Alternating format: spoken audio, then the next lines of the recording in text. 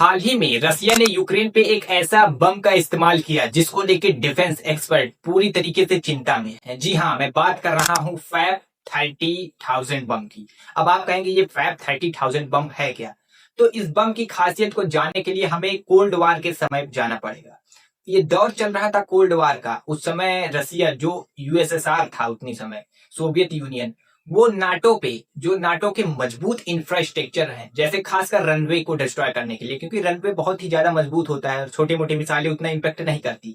तो रनवे और बंकरों को डिस्ट्रॉय करने के लिए सोवियत यूनियन, जो उतनी समय कोल्ड वार के समय, जो है इस बम को बनाना शुरू किया। अब ये फैब एक नाम है, बाकी उसके आगे जो डिजिट लगा रहता है फैब 3000, जो अभी इतने समय यूक्रेन पे रसिया ने यूज किया, ये 3000 उसका वजन बताता है, यानी 3000 किलो का बम रसिया ले जाके यूक्रेन में पटक दिया। तो आप सोच सकते हैं कि कितनी बड़ी तबाही होगी। अब रसिया के पास FAB 100, FAB 250, FAB 500, FAB 1000, FAB 1500, FAB 2000, FAB 3000, FAB 5000, ऐसे करके फैब 9000 तक हैं। यानी फैब 9000 का मतलब समझ रहे हैं, 9000 किलो का बम, यानी 9 टन का बम जो है रसिया के पास है। अब इस बम में एक कमजोरी है कि ये थोड़ा भी एडवांस टेक्नोलॉजी से लेस नहीं है।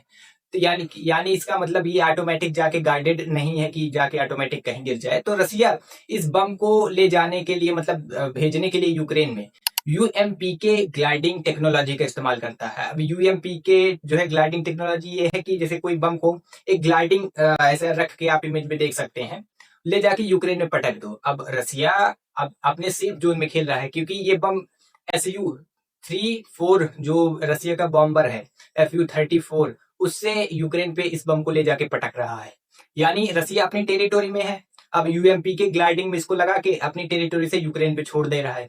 अब यूक्रेन के इंफ्रास्ट्रक्चर पूरी तरीके से डिस्ट्रॉय हो रहे हैं। रसिया खासकर जो है यूक्रेन के जो रनवे हो गया और जो बंकर, यूक्रेन जो अभी बंकर से कांटेक्ट बहुत जगह कर रहा है, उसको डिस्ट्रॉय करने के लिए रसिया अपने पुराने जो बम का, ये फैब की सीरीज का इस्तेमाल करने लग रहा है। अभी डिफेंस एक्सपर्ट ये मान रहा है कि रसिया हो सकता है कि फैब 9000 का इस्तेमाल कर दे, यानी फैब जो बम है वो 9000 किलो का होगा। तो आप सोच सकते हैं कि यूक्रेन में कितनी बड़ी तबाही मचेगी। और आने वाले 2 से 3 महीनों में रसिया यूक्रेन का परिणाम जारी होगा। मल्टीपल जियोपॉलिटिक्स थिंक टैंक यही बता रहे हैं। इस पे और भी डेवलपमेंट आएंगी तो जरूर बताएंगे। अपने ओपिनियन को जरूर कमेंट सेक्शन में बताएं, जिससे हमें भी सीखने का मौका मिले। Thanks for watching.